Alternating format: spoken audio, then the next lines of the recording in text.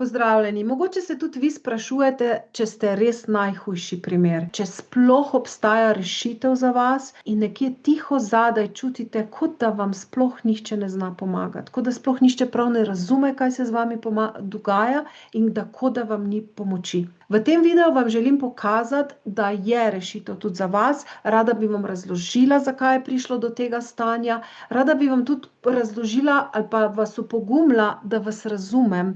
In da sem točno ta stavek velikokrat slišala. Tako da v tem videu vam bom tudi razložila, kaj je ena stvar, ki jo morate narediti, če se hočete rešiti teh težkih občutkov in če hočete videti lučko na koncu tunela. Da pa me boste lažje spremljali, pa vas povabim, da si naložite priročnik 7 korakov za trajno odpravo anksioznosti, ki ga najdete spodaj v opisu videa, lahko pa tudi v komentar napišete samo priročnik in vam ga bomo poslali. Ko sem leta in leta se srečevala z ljudmi iz cele Slovenije, ki so prihajali k meni zaradi hudih občutkov anksioznosti, ki so imeli tesnobo v prsih, ki so imeli bolečine v želodcu, vrtoglavice, omotice in to tako težke, da sploh več niso mogli funkcionirati in so prihajali k meni in ko sem se z njimi pogovarjala in razlagala, da je možno, ampak veste, kolikokrat je bilo čisto na vratih, ko so se že poslavljali, so imeli samo še eno misel v sebi, ki so želeli izreči. In ta misel je bila, ali ste že imeli tak primer, kot sem jaz? Ali pa sem mogoče jaz vas najtežji primer? To sem res velikokrat slišala in velikokrat na vratih. In jaz sem bila včasih presenečena, ne, niste najtežji primer, jaz sem to najmanj 2-krat, 3-krat danes slišala, ker so različni ljudje prihajali. Torej, zakaj v bistvu pride do tega, da se tako slabo počutite in da v bistvu izgubite zaupanje, da vam sploh nekdo lahko pomaga? Gre za to, da anksioznost ima različne obraze. Anksioznost se kaže v obliki močnih strahov, močnih čustev, v močnih občutkov groze, občutka nemoči, občutka manjvrednosti, raznih čustvenih občutkov. In to je težko. Ampak še dosti težje pa je drugi obraz anksioznosti, ki se kaže v obliki fizičnih simptomov. Ko nekoga tišči v prsih in ko mu več zdravnikov, specialistov potrdi, da je z njim vse v redu. A to osebo še vedno tišči v prsih. Ali nekdo, ki ga boli želodec in ni nobenega in vsi izvidi pokaže, da je okej. Ali nekdo, ki ne more nikakor spati in zdravniki nič ne najdejo. Ali pa se pojavi kakšne čudne bolečine, čudni glavoboli ali pa čudna pritisk v glavi, napetost v glavi. Lahko se pojavijo celo mravljinci, lahko se pojavi vročina v telesu, lahko se pojavi razne čudne pekoče bolečine. In naša medicina gleda telo fizično in fizično ne najdejo, da bi bilo kaj narobe s telesom. Problem je v tem, da res fizično smo zdravi in zdravnikom je za verjeti. In če so vas res pregledali in če so naredili preiskave, potem jim je za verjeti, da ste fizično zdravi. Zakaj pa se vi še vedno ne počutite dobro? Zato, ker ste pa energijsko izčrpani. Zato, ker se je toliko in toliko stresnih situacij, ki ste jih vi v življenju doživeli, se je vtisnilo v vas. In stresna situacija, ki jo doživite, kaj se zgodi? Tudi če od tega zdaj že minilo leto, 2, 10, 50 let, ni pomembno. Kaj je pomembno? Pomembno, da se je nekaj, da vam je pustilo posledice. In da se je neka stresna situacija vtisnila v vas tako, da so se v vas zapisale 4 stvari. Zapisale so se čustva, ki so ostale v vas, nekje v energijskem sistemu telesa. Strah, žalost, jeza. Poleg čustev so se zapisali v vas tudi telesni občutki, ki spremljajo čustva, napetost v telesu, bolečine, neko neugodje, nekaj neoprijemljivega, ampak tudi to se konkretno ob stresni situaciji zapiše v nas. Tretja stvar, poleg strahu in telesnega občutka se tudi misel močno zažre v nas. Misel, kaj če ne bo nikoli boljše, ali pa vedno moram biti na preži, ali pa življenje mi nima rado, ali pa noben me nima rad, ali pa nisem vreden, nisem dovolj dober. In ko se te misli večkrat ponavljajo, postanejo vzorec naš, postane naše prepričanje, ki je seveda negativno, napačno, ampak to prepričanje negativno je nalepljeno v nas s pomočjo negativnih občutkov in telesnih in čustvenih. In ko se tega tekom življenja nabere, čeprav fizično se nič ne vidi, ampak se občuti tudi na fizičnem nivoju, takrat nastane ali tako huda anksioznost, ali pa so to že neki simptomi izgorelosti, kjer telo več ni isto, kot je bilo. Kjer telo več ne more normalno funkcionirati. Vi imate lahko vse izvide BP, lahko ste zdravi, ampak čutite, da je nekaj prekleto narobe z vami. In ko vam več strokovnjakov potrdi, da ste vi zdravi, vi se pa iz dneva v dan počutite slabše, takrat pa vaš začne delati še bolj. In takrat se pojavi občutek, očitno sem najhujši primer, kar ga je katerikoli specialist imel, in se mi res ne da pomagati. In ta občutek se ujača tudi, ko greste potem še mogoče na kakšne druge metode, tehnike, psihoterapije mogoče, ali celo poskusite zdravila. In verjetno vam vsaka stvar malo neko olajšanje kratkotrajno prinese. Ni pa tiste globokega olajšanja, ni pa tiste prave rešitve, ki si jo želite, po čemer hrepenite. In ki jo veste, da je možno, in takrat najbolj pogrešate tisto življenje, kot ste ga živeli takrat, prej, ko ste bili še normalni. In takrat, ko vam marsikdo obljubi, znam vam pomagati, pa se bolj izkaže, da se vaše stanje ne izboljša prav bistveno, takrat se še bolj razvija občutek, res je z mano nekaj narobe. Gotovo sem najtežji primer, kar so ga imeli, zato mi nihče ne more pomagati. In resnica je, da je anksioznost težek primer. In da je težko to nositi. In da je življenje čisto spremenjeno. In ljudje, ki so prihajali k meni, ko sem jih vprašala, so tudi zelo pogosto podobno povedali, kaj si želijo. Želijo si samo dve stvari. Notranjega miru in normalnega življenja nazaj. Ker so najbolj pogrešali to, da bi lahko bili spet normalno veseli z družino, da bi spet lahko normalno avto vozili, da bi lahko normalno bili produktivni na delu, da bi se lahko normalno smejali, da bi lahko normalno šli, ne vem, okoli s hiše, okoli bloka, na potovanja, da ne bi skozi ti neprijetni občutki določali vsakega koraka, ki ga naredijo v življenju. Da ne bi vsakič, ko bi pomislili, kam bi lahko šli, se začel ta krog negativnih misli, kaj če se mi spet to zgodi, kje si bom našel pomoč, kje je izhod v sili, kje je izhod iz avtoceste, kje je kakšna ambulanta, katero si lahko pomagam. In to je res težko. In vas popolnoma razumem, da ste obupani in da se vam zdi, kot da se vam ne da pomagati in kot da res ni rešitve. Pri takih simptomih, posebej telesnih, ki razvijajo ta močen strah pred boleznijo, ki je sicer neupravičen, ampak popolnoma razumljiv, ne. Takrat je samo ena rešitev prava. Samo ena rešitev je prava. Veliko različnih rešitev so lahko kratkotrajne ali pa delno pripomorejo. Tista res prava rešitev je pa samo ena, ki pa reši vse. In veste, kaj je ta prava rešitev? Prava rešitev je, da se poišče stresne situacije iz vašega življenja, ki so bile najtežje in ki so v vas pustile zapis teh in čustev, in telesnih občutkov, in negativnih misli, in negativnih prepričanj.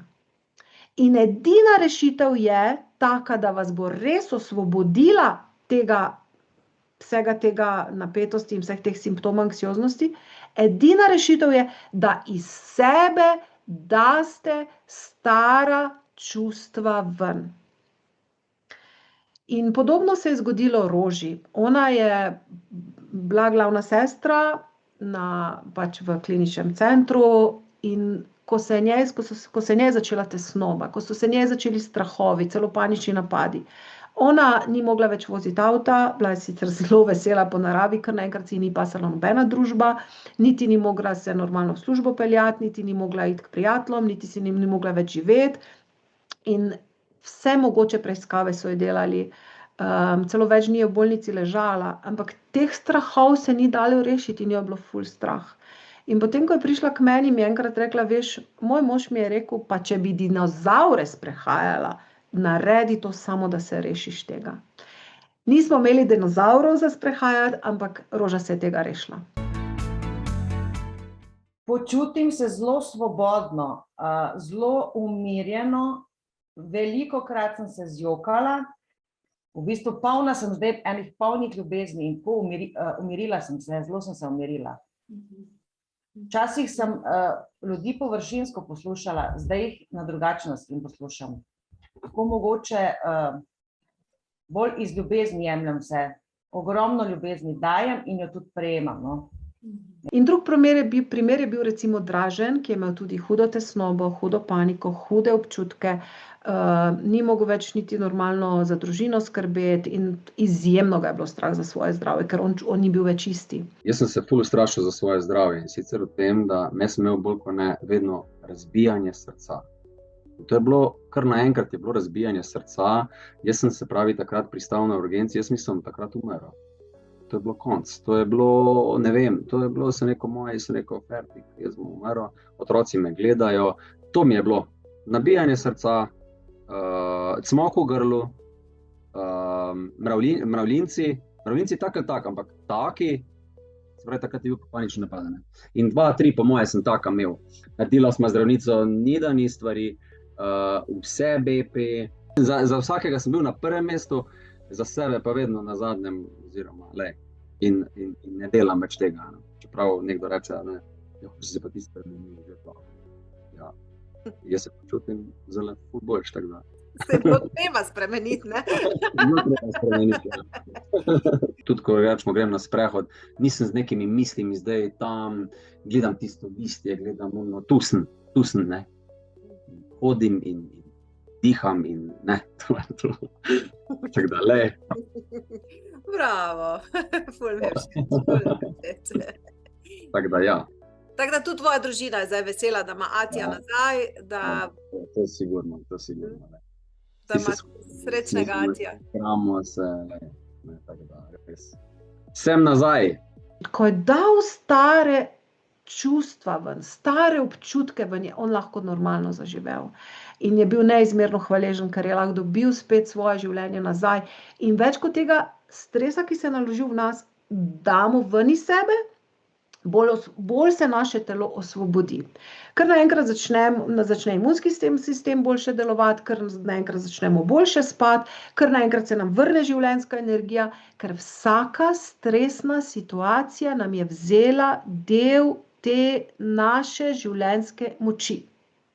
In mi kaj moramo narediti? Obrniti proces in nas iz sebe zmetati in žalost in jezo in frustracijo in solze in je treba jokati in je treba preklinjati in je treba dati emocije ven in se je treba začeti postaviti zase in je treba začeti živeti tako, da si v stiku s sabo, da si v skladu s sabo živiš in takrat se simptomi začnejo zmanjševati. In to je rešitev in je rešljivo tudi za vas in tudi vi lahko to dosežete, vendar bo potrebno iti vase, potrebno si bo vzeti čas zase, potrebno bo čutiti tisto bolečino, ki ste jo čutili takrat, ko se je zgodila mogoče smrt koga, ki ste ga imeli radi, kakšna huda prometna nesreča, kako težko otroštvo, mogoče celo alkoholizem v otroštvu. Vse to so neke stresne situacije, ki so v nas pustile čustven odtis, čustvene rane. In ko je tega veliko, naše telo reče, ne morem več. In takrat imate tesnobo, takrat imate izgorelost, takrat imate nemoč, takrat ne morete več. In ko se to še pomeša z negativnimi občutki, nisem vredna, nisem dovolj dobra, glejte, življenje postane nemogoče. Je rešitev. Samo ena rešitev prava in ta rešitev je, da greste globoko vase, da si dovolite čutiti, da si dovolite jokati, da si dovolite priznati, da snamete masko sami pred sabo, kak je vse fajn, da se nehate pretvarjati sami pred sabo, ne rabite to v službi kazati, ne rabite to, ampak ko ste sami pred sabo, pa si dovolite čutiti, dovolite si jokati, dovolite si dati vso to težo ven iz sebe. Edino to vas bo osvobodilo. Edino to vas bo zares osvobodilo. In ključ je v vaših rokah in če slučajno rabite tukaj pomoč, imate na voljo, da se lahko brezplačno z mano pogovorite ali z osebo iz mojega tima, iz moje ekipe, kjer vam lahko tudi naredimo strategijo, kaj treba narediti, katere situacije so vplivale na vas, katera prepričanja so tista in lahko začnete delati pot do vaše notranje svobode, do vašega notranjega miru in do tega, da se začnete normalno počutiti in normalno živeti. In potem, ko to naredimo, ker tudi sama sem šla čez to mimogrede, ko to enkrat naredimo, pol življenje začne dobiti barve. Še vedno lahko živimo v isti hiši, vozimo isti avto, gremo na sprehod v isti gozd, ampak drugače živimo, drugače se obnašamo, drugače se počutimo, vsaka stvar nam več pomeni, drugače smo lahko hvaležni za vse in tako kot je Roža rekla, zdaj je moje življenje polno enih samih ljubezni. Tako da, če rabite pomoč, je pomoč na voljo, vsekakor pa rabite odločitev zase, da se opogumite, da greste v svoja čustva, da si jih priznate in da v nekem trenutku rečete, pa zakaj bi jaz to nosil? Konc je, ne rabim več trpeti, dovolj je, vreden sem tega, da se dobro počutim, obstaja lučka na koncu tunela, nočem biti najhujši primer zase in anksioznost je tista, ki me je prišla nekaj naučiti o meni. Anksioznost je potrkala na vaša vrata, da vas nekaj nauči o vas, da vas nauči, da se začnete postavljati zase, da izbrišete iz sebe vse tiste krivice, bolečine, ponižanja, vse to, kar ste v življenju doživeli in kar vam je ostalo kot breme na vaših prsih, vašem želodcu, vaši glavi, na vaših ramenih, da vse to date ven iz sebe in to je vsekakor možno. Tako da čaka vas tudi moj priročnik, ki si ga lahko snamete, da si lahko boljše natančno teh 7 korakov za trajno odpravo anksioznosti, da si teh 7 korakov preberete, da si začnete zapisovati, da začnete opazovati svoja čustva, svoje občutke in da začnete stopati po tej poti, ki vas bo pripeljala bliže k sebi in da se boste začeli imeti res radi sebe, da se boste začeli slišati in poslušati. In torej je rešitev za vas, niste najhujši primer, lučka na koncu tunela obstaja, odločitev je pa seveda vaša. Če pa se želite pogovoriti, pa se lahko prijavite. In se vidimo spet v kakšnem naslednjem videu.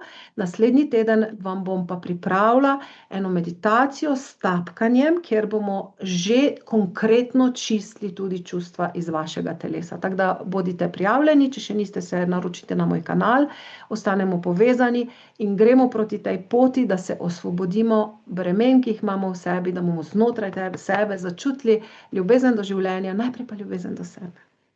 Tako, vse dobro vas želim, rada vas imam in se veselim tega našega skupnega potovanja. Srečno.